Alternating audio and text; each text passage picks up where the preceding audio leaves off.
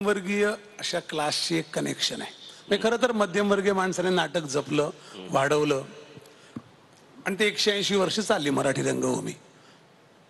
त्या मध्यमवर्गीय माणसाची आज प्लेसमेंट काय आहे नेमकी? मध्यमवर्गीय मराठी माणूस म्हणजे ज्याला नाटकाने सिंचन केलं, ज्याने नाटकाला परत दिलं, हे जे सर्कल चालू राहिलं ते आता मध्यमवर्गीय कुठल्या याला येऊन पोचले आता देशात?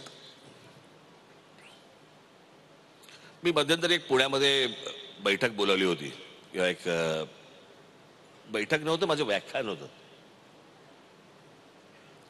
आणि त्या व्याख्यानामध्ये मला तो थोडासा काही कारणास्तव मला काही गोष्टींमुळे फॉलोअप राहिला माझा, परंतु मी त्याची एक बैठक घेतली. त्याच्यानंतर काही जणांना मी परत भेटलो. पण काय आहे, थोडासा आपण इतिहास जर नीट पाहिला तर महाराष्ट्राचा किंवा देशाचा, तर मी 1995च्या अगोदरचा महाराष्ट्र आणि 1995 नंतरचा महाराष्ट्र उद्या जर समजा लिहायचा झाला तर तो तसाच लिहायला लागेल.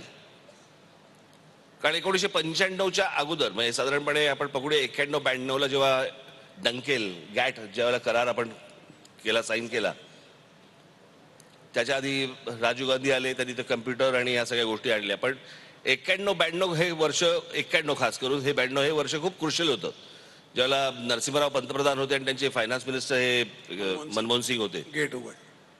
आणि त्यावेळेला जगाचे दरवाजे उघडे झाले भारतासाठी. ते जगाचे दरवाजे जे उघडे झाले भारतासाठी, त्यावेळेला मध्यम वर्गाला पहिलं कळलं. ह्याची सगळ्यात महत्वाची गोष्ट लक्षात घ्या, राजकारण, समाजकारण, संस्था, चळवळी, सगळ्या गोष्टी या फक्त मध्यमवर्गीयांच्या हातामध्ये होत्या. मध्यम वर्ग हा मोठा दुवा होता, जो श्रीमंत आणि गरिबांच्या मधला दुवा होता, आणि त्याला त्या सगळ्या गोष्टी समजत होत्या. 91-92ला त्याला कळलं जग उघडं झालंय. एक तर त्यातले बरेचसे हे परदेशात गेले किंवा त्यांची मुलं गेली आणि ते विड्रॉ झाले. आणि ज्या वेळेला अशा प्रकारचा एक मोठा वर्ग, आणि तो सुशिक्षित वर्ग होता, तो मध्यमवर्गीय सुशिक्षित वर्ग होता.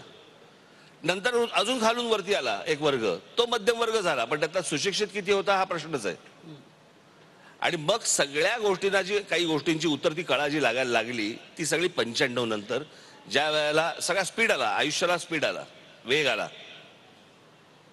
मला असं वाटतं बघूया, 95-96ला मोबाईल आले, इंटरनेट आलं, त्याच्यानंतर बाकीच्या सगळ्याच गोष्टी तुमच्याकडे, टेलिव्हिजन चॅनल्स यायला लागली धडाधड. आज भारतामध्ये किती टेलिव्हिजन चॅनल्स असतील मला कल्पना नाही, परंतु 572. आता एवढ्या चॅनल्सवरती एवढा समाज जर समजा अडकून पडणार असेल, एवढ्या आज सर्वात जास्ती मला असं वाटतं मोबाईल फोनची संख्या देखील भारतात असेल 82 कोटी.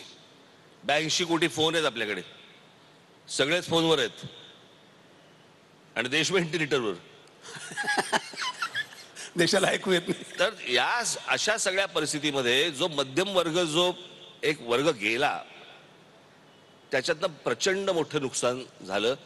माझी आजही इथे नाट्यसंमेलन असेल, तुम्ही कोणत्या पक्षाला मतदान करता ह्याच्याशी मला देणं घेणं नाही, तुम्ही कुठच्या पक्षाला फॉलो करता ह्याच्याशी मला देणं घेणं नाही.